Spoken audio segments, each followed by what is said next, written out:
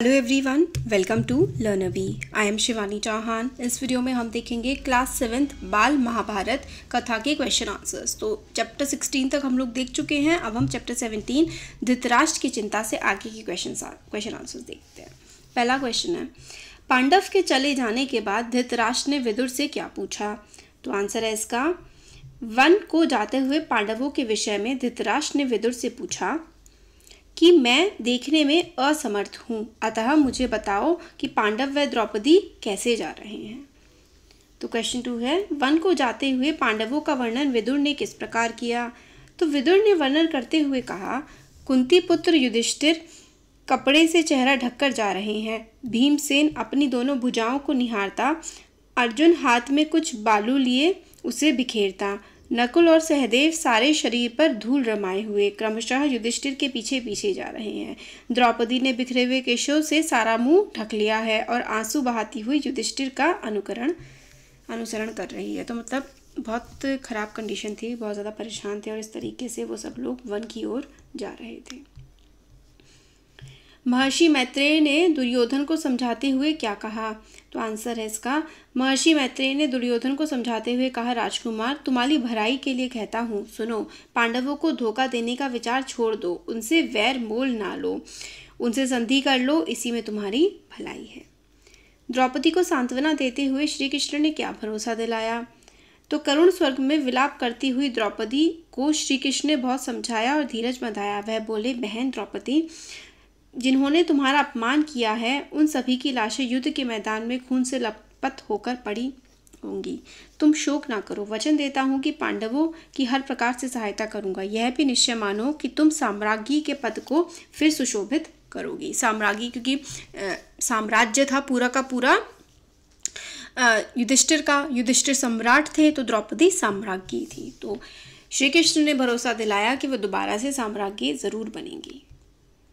भीम और हनुमान का पहला क्वेश्चन है, फूल देखकर द्रौपदी ने भीम से क्या कहा? तो फूल देखकर द्रौपदी ने उसे उठा लिया और भीमसेन के पास जाकर बोली, क्या तुम जाकर ऐसे ही कुछ और फूल ला सकोगे? भीम की गर्वोक्ति सुनकर बंदर ने क्या कहा? बंदर बोला, देखो भाई, मैं बूढ़ा हूँ, कठिनाई से उठ बैठ सकता हूँ। ठीक है, यदि तुम्हें आगे बढ़ना ही है तो मुझे लांग कर चले जाओ। भीम ने लांगने से क्यों मना कर दिया? भीमसेन ने कहा, किसी जानवर को लांगना अनुचित है, इस कारण मैं रुक गया, नहीं तो मैं तुम्हें एक ही छलांग में लांग कर चला गया होता। नेक्स्ट क्वेश्चन, हनुमान ने भीम को क्या आशीर्वाद दिया? हनुमान ने आशीर्वाद देते हुए कहा, भीम, युद्ध के समय तुम्हारे भाई अर्जुन के रथ पर उड़ने वाली ध्वजा पर मैं विद्यमान रहूंगा, तुम्हारी विजय अवश्य होगी। नेक्स्ट है, द्वेष करने वाले का जी नहीं भरता।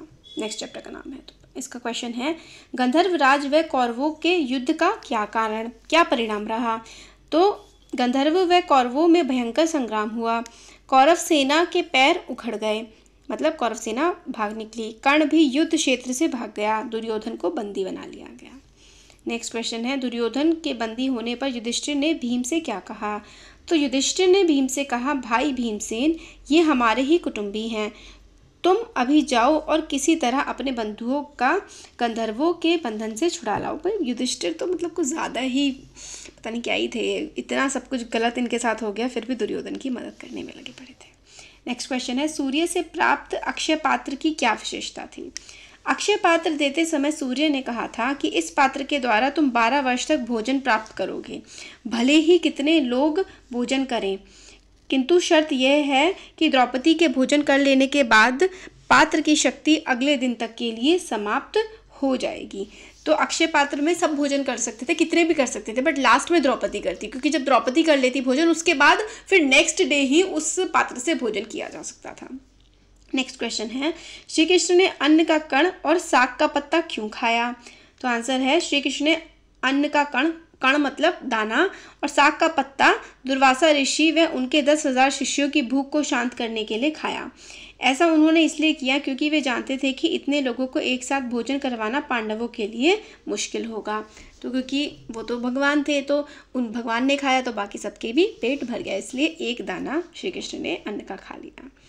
नेक्स्ट है दुर्वासा ने भीम से क्या कहा। दुर्वासा ने भीमसेन से कहा कि हम तो भोजन कर चुके हैं, युधिष्ठिर से जाकर कहना कि असुविधा के लिए क्षमा करें। ये कहकर ऋषि अपने शिष्यों सहित वहां से रवाना हो गए। नेक्स्ट है मायावी सरोवर।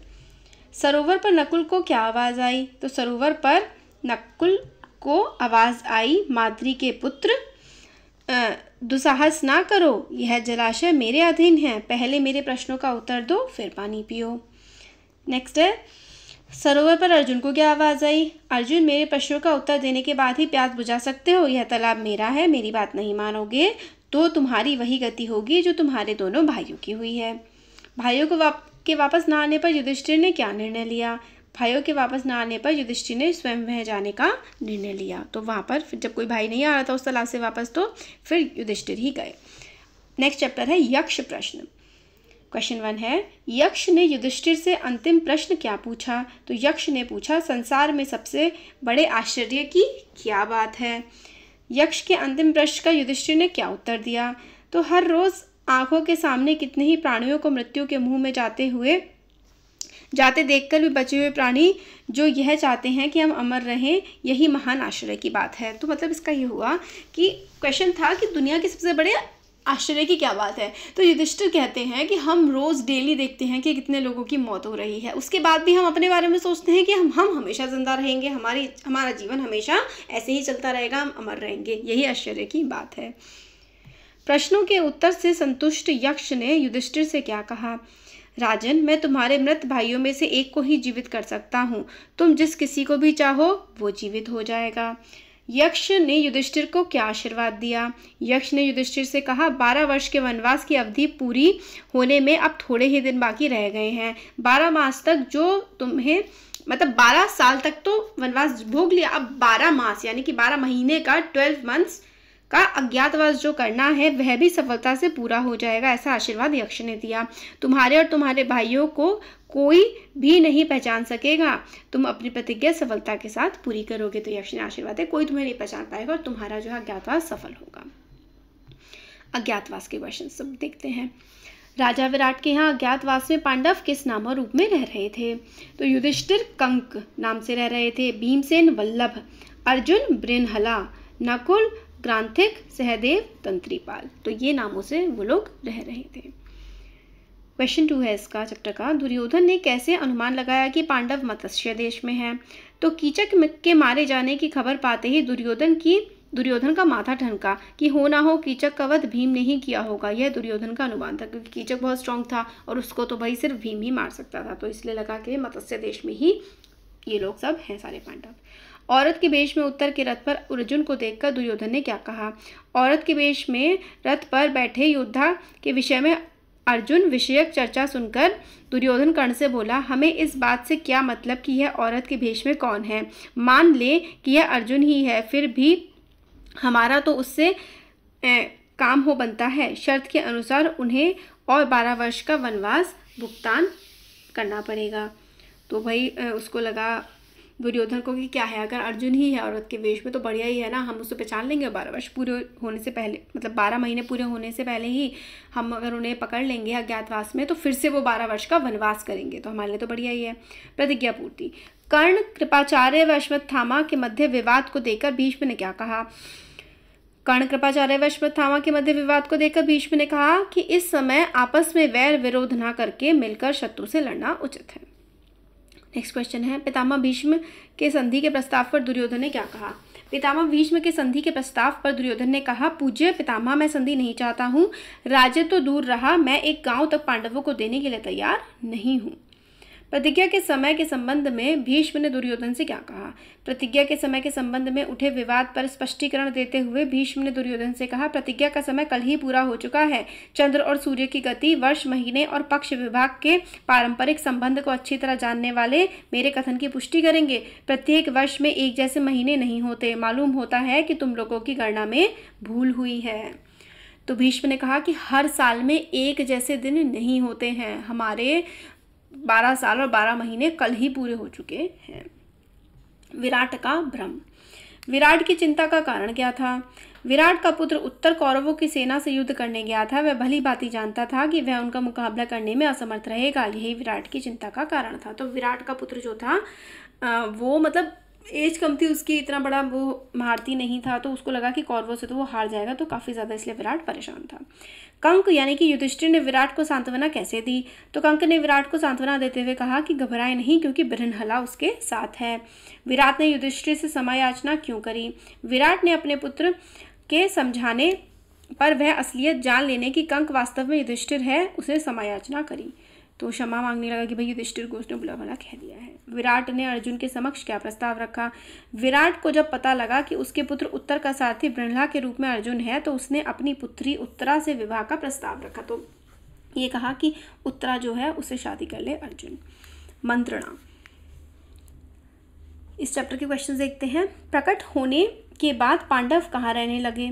तो अज्ञातवास के बाद पांडव विराट के राज्य में उपप्लवय नामक नगर में रहने लगे। श्री कृष्ण ने अर्जुन के सामने क्या विकल्प रखे? श्री कृष्ण ने अर्जुन से कहा, मेरी सेना एक तरफ होगी, दूसरी तरफ मैं अकेला रहूंगा। मेरी प्रतिज्ञा यह है कि युद्ध में मैं हथियार भी नहीं उठाऊंगा, ना लड़ूंगा। तुम भली भांति सोच लो, तब निर्णय करो। इन दो में से कौन सा पसंद करोगे वो ले लो। तो श्री कृष्ण ने कहा, एक तरफ मेरी पूरी अक्षणी सेना होगी और एक तरफ मैं, और मैं मतलब अस्त्र तक नहीं उठाऊंगा, मतलब कोई हथियार नहीं उठाऊंगा युद्ध में। अब तुम्हें सिलेक्ट करना है कि तुम मुझे अपनी साइड रखोगे या मेरी सेना को। तो अर्जुन ने निहत्थे श्री कृष्ण को क्यों चुना? अर्जुन के इस प्रश्न का उत्तर देते हुए श्री कृष्ण के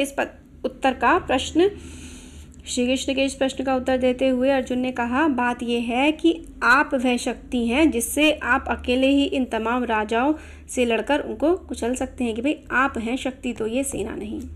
अभिमन्यु का विवाह किससे हुआ? तो अभिमन्यु का विवाह उत्तरा से हुआ। उत्तरा जो मतलब श्री कृष्ण मतलब जब उत्तरा कौन थी? उत्तरा को सिखाते थे अर्जुन। अर्जुन जब बृहन्नला के रूप में रहा करते थे मत्स्य देश में, तब उत्तरा उनकी स्टूडेंट थी। तो फिर अर्जुन ने कहा कि भाई मैं अपनी स्टूडेंट से शादी नहीं कर सकता, मगर इसकी शादी आप मतलब मेरे बेटे से कर दीजिए। तो इसलिए उत्तरा की शादी जो है अभिमन्यु यानी कि अर्जुन के बेटे से हुई। श्री कृष्ण ने किस पदवी से अर्जुन की सहायता की? तो पार्थ सारथी बनकर। तो सारथी बने थे श्री कृष्ण अर्जुन के। नेक्स्ट है राजदूत संजय। युधिष्ठिर के पास धृतराष्ट्र का संदेश लेकर कौन गया? तो संजय। युधिष्ठिर ने संजय से कितने गांवों की मांग करी? तो युधिष्ठिर ने कहा सिर्फ 5 गांव ही दे दो हमें। श्री कृष्ण हस्तिनापुर क्यों जाना चाहते थे? युद्ध टालने के लिए श्री कृष्ण हस्तिनापुर जाना चाहते थे। युधिष्ठिर ने धृतराष्ट्र के पास क्या संदेश भेजा? वे समझौते के अनुसार अपना हिस्सा चाहते थे। शांति दूत श्री कृष्ण। श्री कृष्ण शांति दूत बनकर हस्तिनापुर किसके साथ गए? तो सात्यकी के साथ गए थे। दुर्योधन के भोजन निमंत्रण पर श्री कृष्ण ने क्या कहा? तो मेरा उद्देश्य पूरे होने पर भोजन का न्योता देना उचित होगा। श्री कृष्ण ने धृतराष्ट्र की सभा में क्या कहा? पांडवों को आधा राज्य लौटा दो, ऐसा करने से वे तुम्हें युवराज व धृतराष्ट्र को महाराज मानेंगे, उनसे संधि कर लो। तो संधि करने को कहा था श्री कृष्ण ने। पांडवों और कौरवों के सेनापति। पांडव सेना के 7 नायक कौन थे? उनमें से सेनापति कौन बना? तो पांडवों की विशाल सेना को 7 हिस्सों में बांट दिया गया था। द्रुपद, विराट, धृष्टद्युम्न, शिखंडी, सात्यकी, चेकितान, भीमसेन आदि 7 महारथी इन 7 दलों के नायक बने। इसमें धृष्टद्युम्न को सेनापति बनाया गया था। तो सेनापति कौन था? धृष्टद्युम्न द्रौपदी का भाई था। भीष्म के सेनापति बनने पर कर्ण ने क्या निर्णय लिया? तो कर्ण ने निर्णय लिया कि भीष्म के मारे जाने के बाद वह युद्ध भूमि में प्रवेश करेगा और केवल अर्जुन को ही मारेगा। 18 दिन में कौरव सेना के कौन कौन से सेनापति बने? तो 18 दिन में कौरव सेना के 4 सेनापति बने। पहले 10 दिन भीष्म, फिर 5 दिन द्रोण, 2 दिन कर्ण और 1 दिन शल्य सेनापति रहे। महाभारत कितने दिन चला? तो 18 दिन महाभारत चला था। अब आगे के जो हैं चैप्टर्स वो नेक्स्ट वीडियो में कवर करेंगे। होपफुली वीडियो आपको पसंद आया होगा। अच्छा लगा है तो लाइक करें, चैनल को सब्सक्राइब और शेयर करें।